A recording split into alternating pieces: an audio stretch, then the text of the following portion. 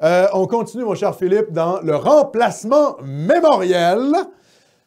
Oui. Un article du RT anglophone. RT, vous savez, le média russe, là, c'est en anglais. Aristote et Platon doivent partir. Oui, on a glissé un mot hier.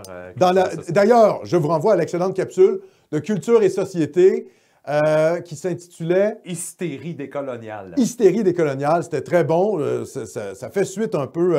en fait, cette capsule-ci fait un peu suite à la leur, où finalement Sébastien et Philippe ont décrit les différences entre finalement l'anticolonialisme, le post-colonialisme et le décolonialisme. Voilà, hein, pour vous muscler intellectuellement et comprendre les dérives de la gauche, je vous invite à consulter Culture et Société, la dernière capsule. Alors, Aristote et Platon doivent partir. Après avoir ciblé les statuts, les militants raciaux visent maintenant à renverser les anciens fondateurs de la pensée occidentale. Dan L. Padilla Peralta, un universitaire noir. Impeach Platon. Oui, impeach Platon, oui, c'est un peu ça, oui. Affirme que la civilisation occidentale est basée sur des conceptions de la blancheur, whiteness. Donc, comment est-ce qu'on pourrait... la blanchitude. La blanchité, la blancheur, qui proviennent d'interprétations des auteurs anciens.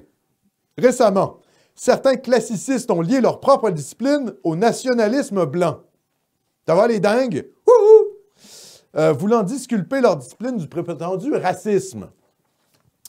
Et là, je continue l'article. La décolonisation du programme, la suppression des figures blanches importantes pour être remplacées par des figures d'une race, d'une ethnie ou d'une religion différente, n'est pas une question de principe, mais de pouvoir. C'est une façon de démontrer que votre faction politique a le contrôle de l'éducation et que vous pouvez faire des changements pour endommager, rabaisser et supprimer les icônes de vos supposés adversaires.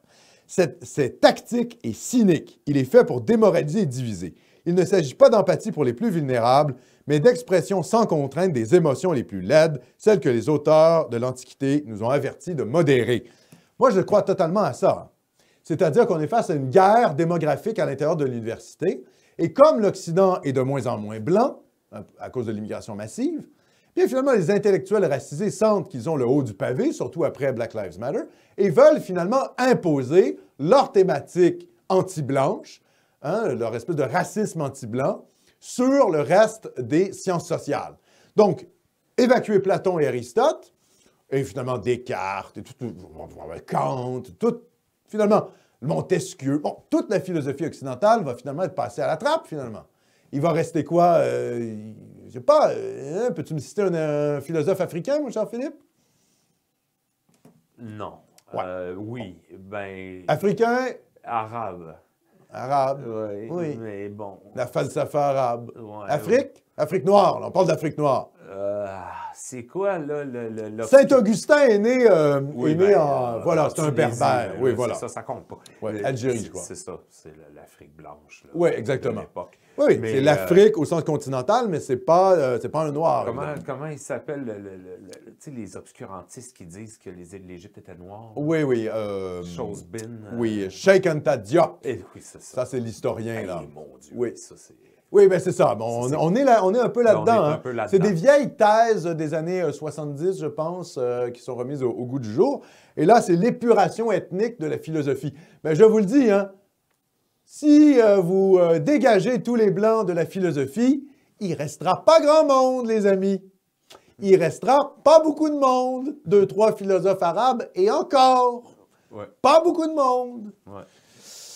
Pourquoi? Parce que c'est les Blancs qui ont créé la modernité. C'est eux aussi qui sont les héritiers de Rome et d'Athènes. Hein. Le génie grec, nous en sommes les héritiers.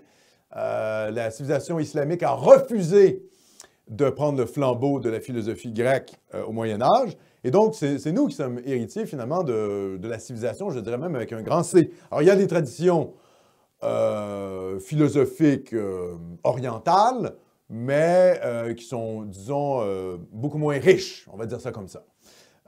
Donc, évidemment, l'Occident, c'est la philosophie et c'est la modernité. Je rappelle que c'est les Blancs qui créent la modernité. Donc, évidemment, une attaque contre la modernité ou une attaque contre les Blancs, ça revient un peu au même. Voilà.